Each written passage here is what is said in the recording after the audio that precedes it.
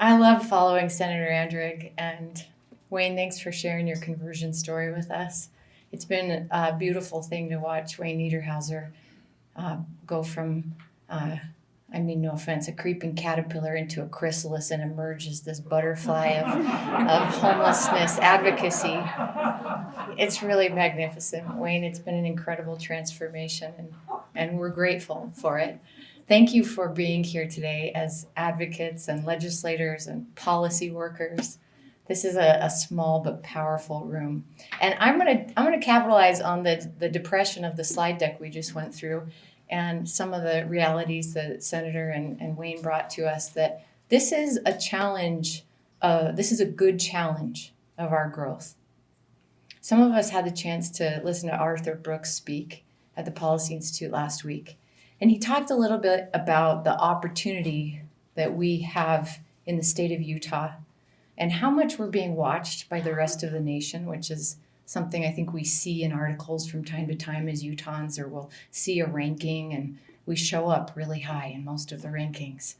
But to think about how pivotal a time we are in right now, and that actually, unlike many other cities and states across the country, and I'll pick on homelessness for a moment, where we look at numbers around 40,000 on-street homeless people in Los Angeles right now. There's no shelter for them. There's certainly no housing. Tens of thousands in Portland, Seattle, other parts of the West. We're looking at 300 unsheltered individuals in Salt Lake County. We can solve this. This is not an insurmountable issue. And yes, homelessness brings us to this conversation of deeply affordable housing, and we wish, that we could have addressed it before we ended up in the manageable crisis that is on our hands today. But this is absolutely a good product of the strong state that we are, and we can do this. Salt Lake City has invested more than $67 million in affordable housing creation in just the last several years. And I want to give kudos to the city council, because it really is the council that made that happen. As the redevelopment agency, we cleaned out the budget in 2016. I started in 2015 looking at the budget, couch cushions we called it, and in 2016 we put together just over $20 million for affordable housing. It was the biggest thing we'd ever done for affordable housing. We really threw the doors open and said, listen, development community, we're serious about this and we want to make this happen. And then in 2018, we took the generous gift from the state legislature when they gave us the prison and gave us the opportunity as city council to raise our own sales tax, increased our capacity there. And we said, Salt Lakers, what do you want? And they said over 65% of people, we really do want you to raise our taxes, and we want you to pay for more affordable housing with some of that money. So subsequent to $20.1 million we did as the RDA, we took it upon ourselves as Salt Lakers to buy more affordable housing. And today you're seeing more than $67 million that we've pumped into the partnership, public-private partnership, leveraging those millions many, many times over. And we've net more than 3,000 affordable units in those several years that are deed restricted affordability in perpetuity in some cases. So we mean it, and I think we're showing it. But as Senator Andrick said, we cannot do this alone.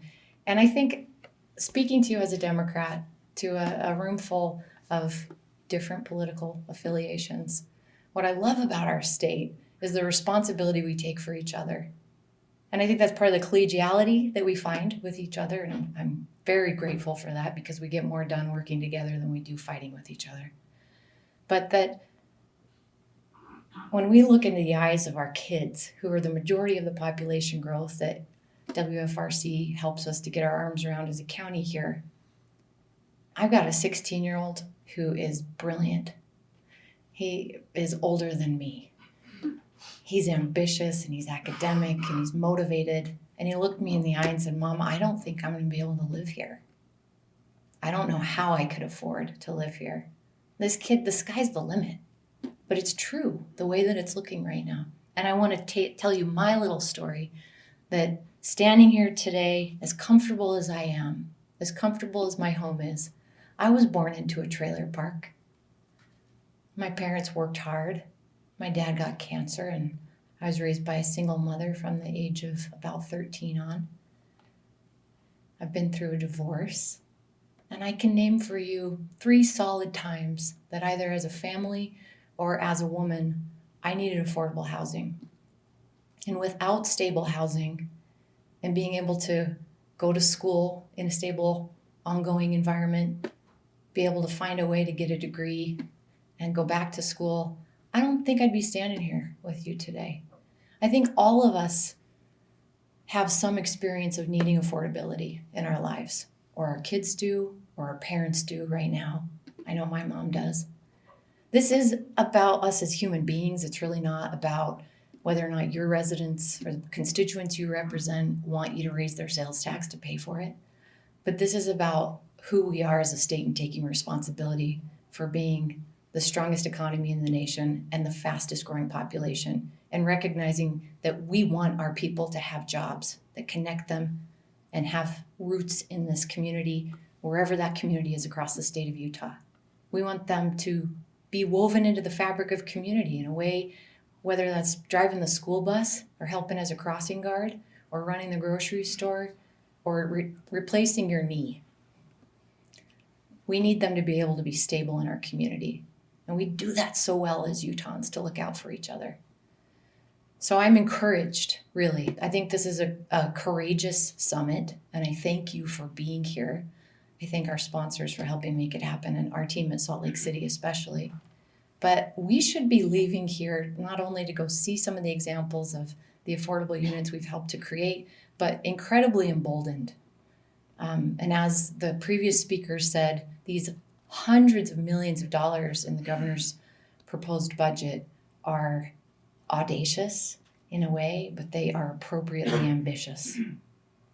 We have this money, we have the intellect and the political will, I think, to make solutions happen for those who are on our streets today, but for our kids and that wave that's coming right behind the wave that we're already standing in the midst of. And that's the right thing to do as Utahns, no matter where you go home to tonight or which political box you might check on the ballot. So I totally screwed my talk up, but no, thanks for setting a standard here of sharing a story instead.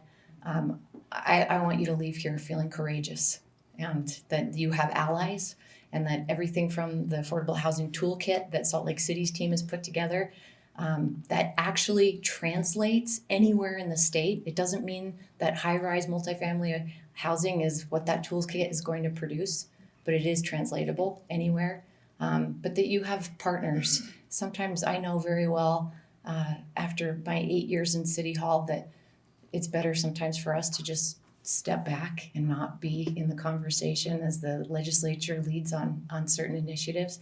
And sometimes we need to step up. So we're there to work with you and share whatever we've learned in the money we've invested and the way that we are examining our own barriers that may be there in the policies that we have on the books today and how tenaciously we're going about transforming that. So thank you, and leave here with whole hearts of courage because we can do this. We've got all the tools we need and you're a part of it. Thanks.